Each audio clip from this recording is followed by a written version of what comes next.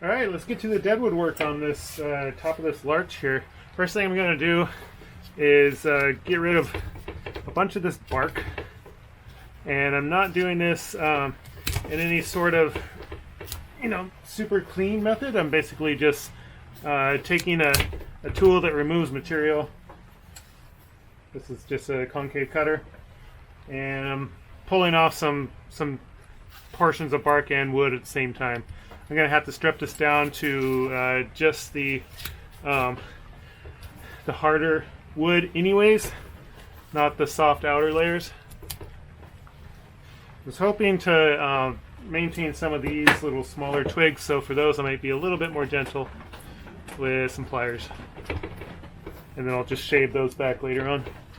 I use gloves for this operation because I don't like sappy hands. You could use gloves at your leisure if you choose to.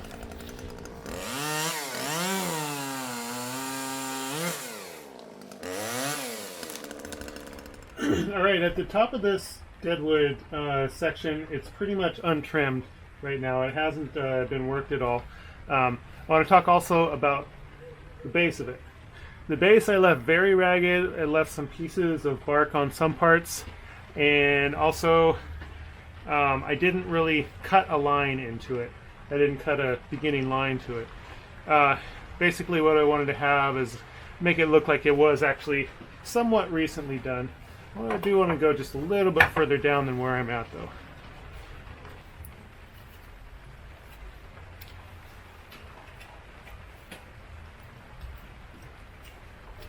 So that line that I made is nice little jiggly line down there. It kind of goes down into the live wood.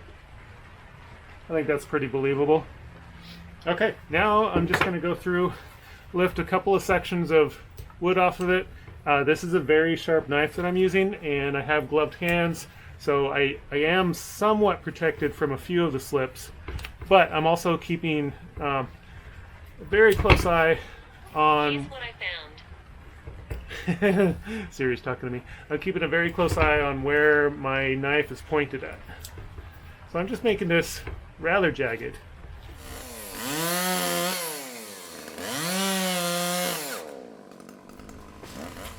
Okay, pretty simply done. Last step. I am taking something like this, which is a blowtorch.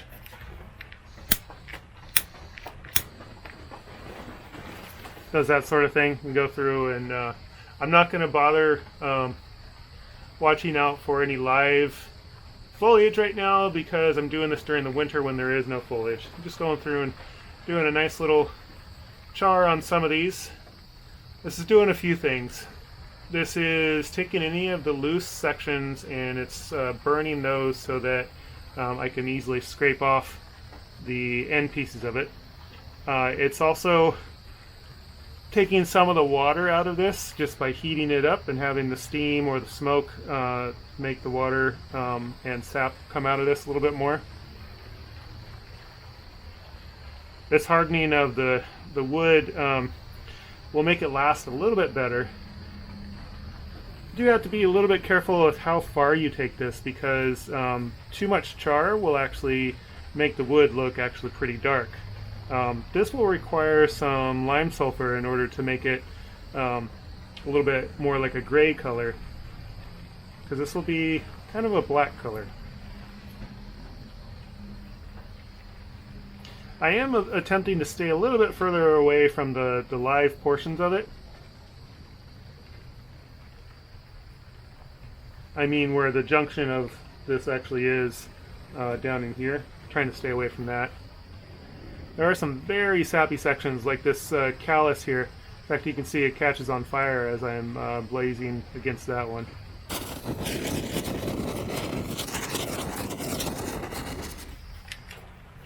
I can go through and scrape off some of the charred sections now. I'm going to do that with I like this steel bristled brush.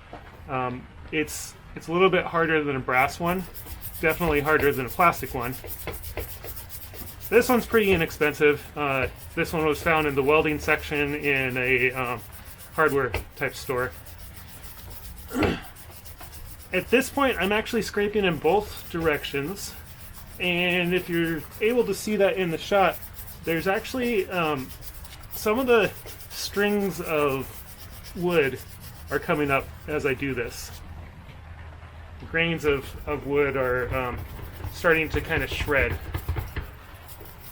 What I'll do after this one is I'll burn it once more, and that'll allow me to get more of the smoothness taken care of.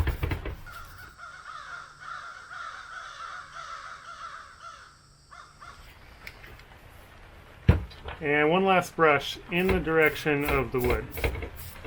This should create a very minimal amount of those strings, which will actually wear off through normal weather instances really easily. Okay, spinning that around, we got just a little piece of deadwood. Lime sulfur will be next, and that actually turns that wood like a really sickly color. And for that, I'm just using any old brush because this stuff is gross. This lime sulfur stuff. I use the it's like a pet wash that's for getting rid of insects and stuff like that on dogs. So this comes in a really big bottle, super whitening. It's a really gross yellow color, but it doesn't have quite the smell of a lot of the lime sulfur out there. Now this is going on a pretty warm branch. I didn't add any water to this for it to soak in because I haven't ever noticed a need for that, honestly. This seems to soak in pretty dang well. I also didn't go through and add any coloring to any of the deeper sections because I didn't carve any that were deep enough to need that. This is all done with basic hand tools. I use some actual carving knives, but a pocket knife could do just as fine as that. I used my wire pliers, which I use for a lot of different things in my bonsai practice. You could just easily use any other needle nose pliers or any other sort of pliers from a toolbox. This brush came from my wife's craft bins, where she wasn't using this brush too much. She said I can use it for this, so this is now the disgusting brush for lime sulfur.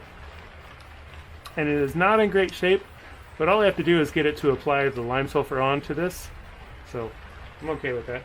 There are some things I can do to this later on throughout the year when I touch up this deadwood a little bit more. I'll have to go through and clean up the junction of the live and dead wood on this. There are a couple of areas where I saw I can use some additional carving, but really all I'm doing is just a basic for right now. Weather tends to do a much better job at creating deadwood than I can with my hands. So basically I just give it a nice start. Okay, so that is the completed for now deadwood. Here is the deadwood up at the top of this larch with the lime sulfur pretty much all dried on it. It's not super white right now. In fact, it's a little bit kind of brown, tannish brown, like the wood color is. There are some sections that are a little bit darker than others, and that is where the char happened, a little bit deeper, and I wasn't able to scrape enough of it off. From a distance is where we'll be looking, maybe from back here. It looks very similar to the rest of the tree, actually, with that kind of grayish color.